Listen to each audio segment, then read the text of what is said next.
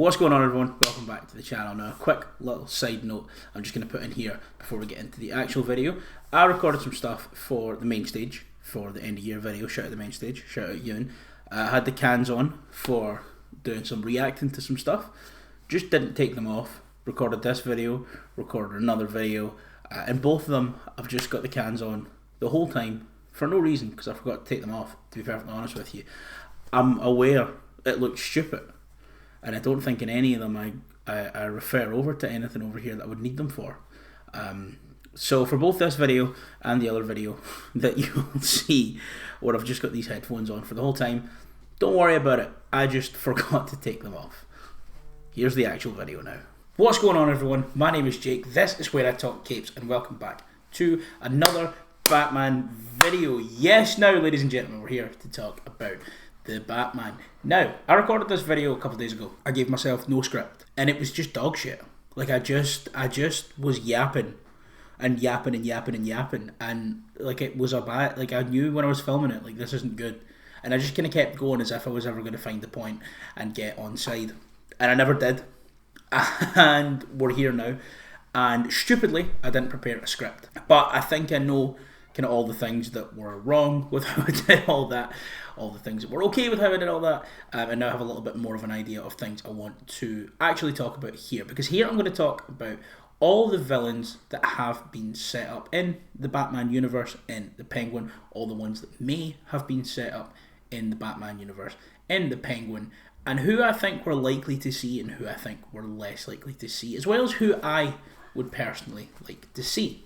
We're here to talk about every villain that has been set up either in show or by Matt Reeves himself, or by leaks and scoopers and the things I've leaked out to the internet. So, first of all, we have to talk about the Penguin. So, it has been confirmed by Colin Farrell that the Penguin, that Oz, is going to show up in the Batman Part 2, and he has also signed a 3-picture deal, so he'll also be involved in the Batman Part 3.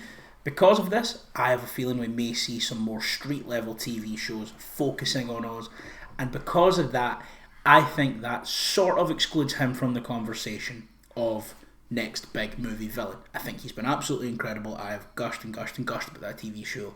If you watched any of the videos or even had a conversation with me, you understand just how much I love that show and how good I think Colin Farrell was.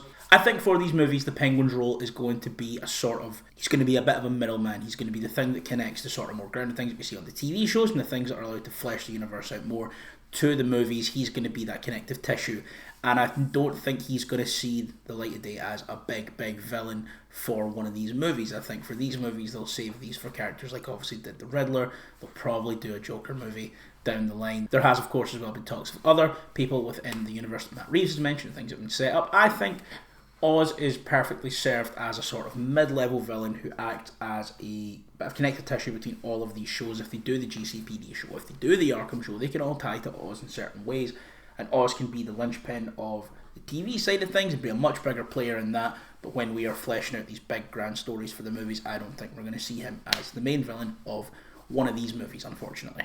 And I mentioned them there, we do have Barry Keoghan's Joker already in this universe, the unnamed Arkham prisoner. I have been very vocal about how we don't need Joker. I think he's oversaturated in the media. We've had too many sort of bad performances, and we've also had performances that have skewed too far from the source material, that have kind of skewed people's belief in what the Joker should be. I think we had one incredible Joker performance, in fact 2 incredible Joker performances in Jack Nicholson and obviously Heath Ledger, that the movies have just continued to chase.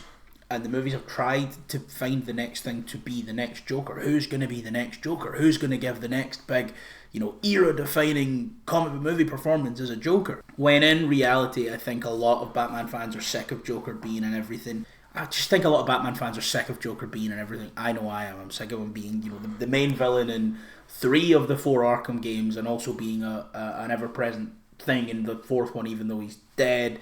In every animated show, in every animated movie, in every big comic event, and that's all. All roads lead back to Jonkler, and I don't care. I think it's a much more interesting idea that the Batman and the Joker's relationship form whilst he is in Arkham, and he comes to him for advice and to get inside the mind of someone like that, the way he did in that deleted scene for the Batman, and he acts as almost an advisor almost like a sick, twisted oracle kind of thing. I think that is a much more interesting place for the Joker to be than leading his own movie. Do I think we'll get it? Not for the Batman Part 2, probably down the line, and I'm not overly happy about that. Now, let's talk about villains that were set up in the first movie. First of all, let's talk about Hush. 1 second. Oh fuck, I'm wearing pyjamas. I'm going to run over there in a pair of pyjamas. You'll see my Marvel pyjamas. No, I'm making a Batman video. Oh dear. I'm not going to make the mistake I made when I recorded this the first time and not bring all the comics over, because I'm going to talk about some other comics after I talk about this guy. See that professionalism? Even when I was off screen, I was giving you content. One of the big names teased in the Batman was Hush, and I'm just making sure that I am covering out the name of that writer, because racist. Hush is one of my all-time favourite Batman books, though. I think it's very good. I think there's been a lot of revisionist history around Hush recently, in terms of people say it's not like an incredibly good book, which I think it is. I would agree that Heart of Hush, its direct follow-up, is a lot better, and it wasn't made by a racist writer. But I think a lot of people kind of wanting to... I think obviously because the follow-up is so much better, people want to say Hush isn't a good book. I think Hush is a fantastic book. Hush is one of my favourite books ever. So the character of Hush is Thomas Elliot. He is one of Bruce's childhood friends, both from wealthy families. But he's insane. So he tries to kill his mum and dad, kills his dad, doesn't kill his mum. Thomas Wayne saves his mum's life. He then holds a grudge against Bruce Wayne for that, and the Wayne family for not letting his parents die. Becomes a wealthy surgeon. Kills people, cuts them up, sews Bruce's face onto his face. That's what's under the bandages there. Look at that, they're mirrors of each other. And then, tries to ruin Bruce's reputation and stuff like that. And it's just a thoroughly insane guy. Great character, one of my favourite Batman villains ever. In the movie, the journalist that Thomas Wayne accidentally has killed is his surname's Elliot, I think David Elliot, which is obviously Hush's surname, and then the Riddler thought it was a big thing on it that just says Hush, and everyone's like, oh, it's going to be Hush. I would really like it to be Hush. I don't know how Matt Reeves makes that work in the sort of grounded take of a guy doing plastic surgery on himself, but I'd be very interested to see how it happens. It was kind of a little bit of a throwaway.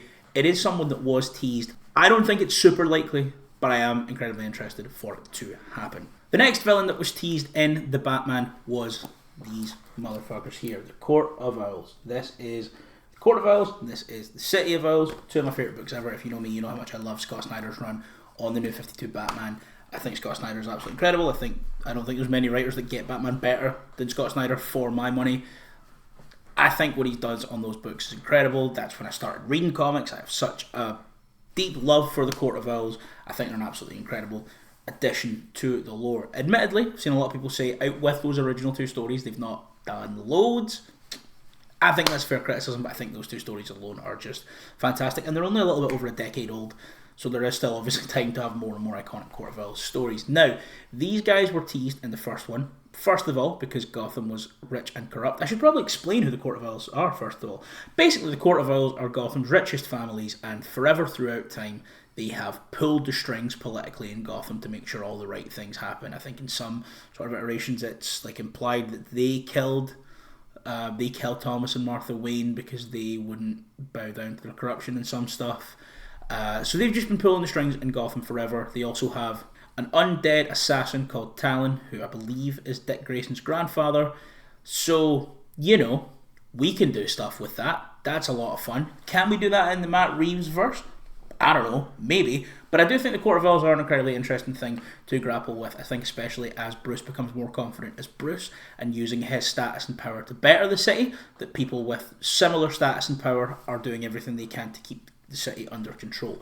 Do I think we see the Court of Owls as the main villain in the Batman Part 2?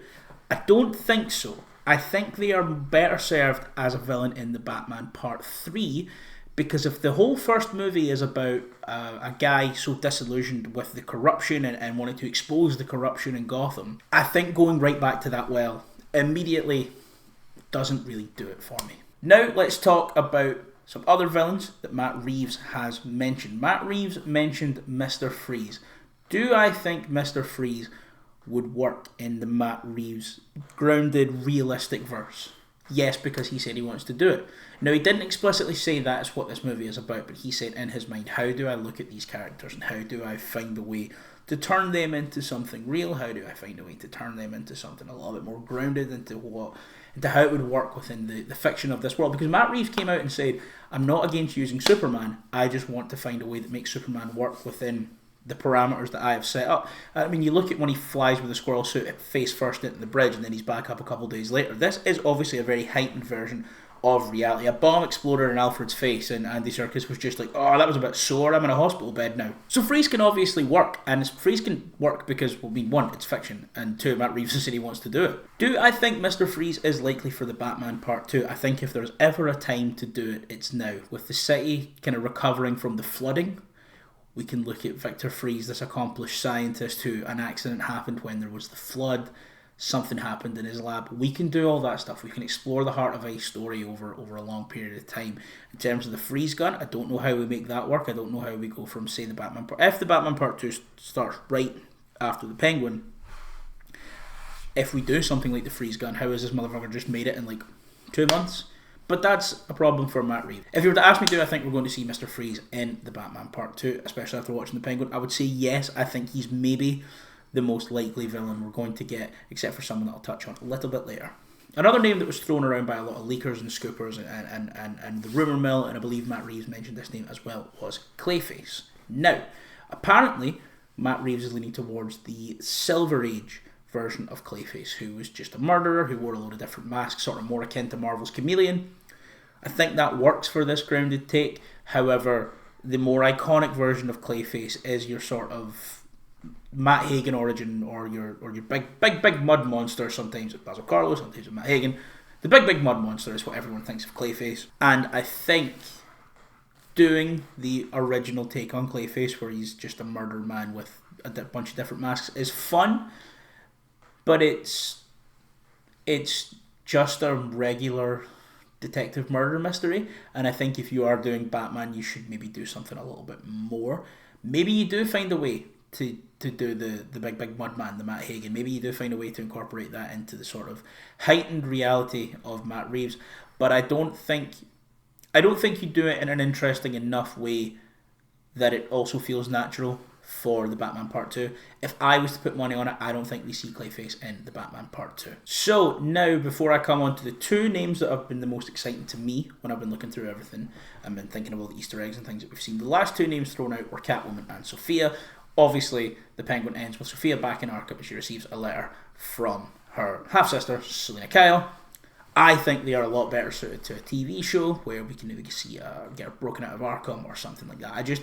I think they would be delegated to a B or a C plot in the Batman Part 2, and I think with two characters as good as them and two actors as who were so good in both of those roles with Zoe Kravitz and especially Kristen Milioti, I think you do a series for them, give them their own thing to shine. Maybe you wrap that in with the GCPD show, maybe wrap that in with the Arkham show if they are still apparently happening, which they might be. I just think in terms of seeing these two in the Batman Part 2 as a key player, I don't think we see it. I also don't think Selina leaves Gotham to then in the very next movie be like, oh hey, I came back, you still want to hang out and like fight corruption? I just don't really see it. The last two names then I have linked. Number one, it's one that everyone's been talking about, it's Scarecrow. Obviously, in the show, there's a doctor in Arkham who was giving the patients these drugs that Sophia then got the mushrooms and made bliss, and Theo Rossi had his hallucination machine, which apparently is a real like therapy thing with the red lights, and you put them in a highly suggestive state and you make them basically relive trauma or relive memories. In that case, they just made everyone fucking relive trauma. Maybe they find a way where in the prison the Scarecrow is doing that to patients and sending them insane to then start to make everything a big fucking nightmare, a whole handling. Also on, I believe it was in Theo Rossi's office, or maybe it was in, I don't know, there was the glove.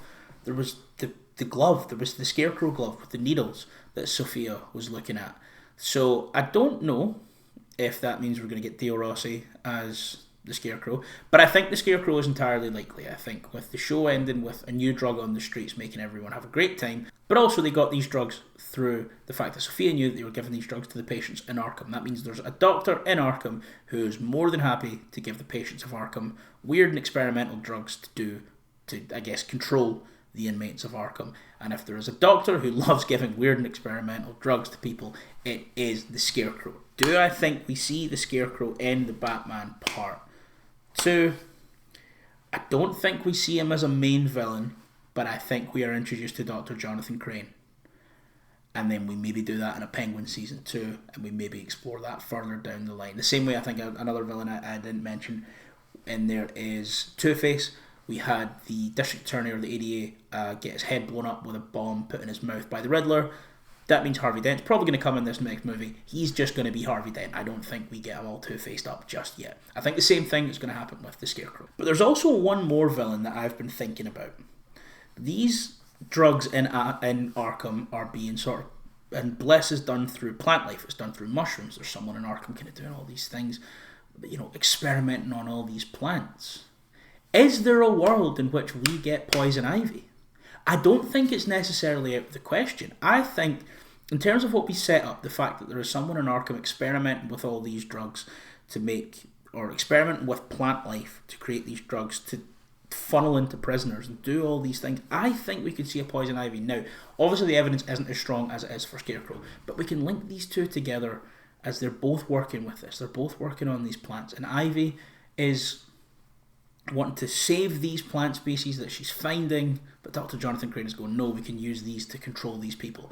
And then maybe he tries to kill her for trying to expose her, and comic book stuff happens, and Ivy comes back. The same way with Scarecrow, I don't think we see Ivy right away, but I think we have the seeds already sown, and I think we see that character before she becomes Poison Ivy. I also think it's very hard to do Poison Ivy in the modern day. I think with a lot of Batman's females rogues gallery, they've kind of presented that as anti-heroes for a while, and that kind of makes sense. Harley's whole character is just that she is a victim of abuse, and it feels like now Harley has kind of passed the point of no return in terms of the way that character is written and perceived, and that character should always be overcoming abuse.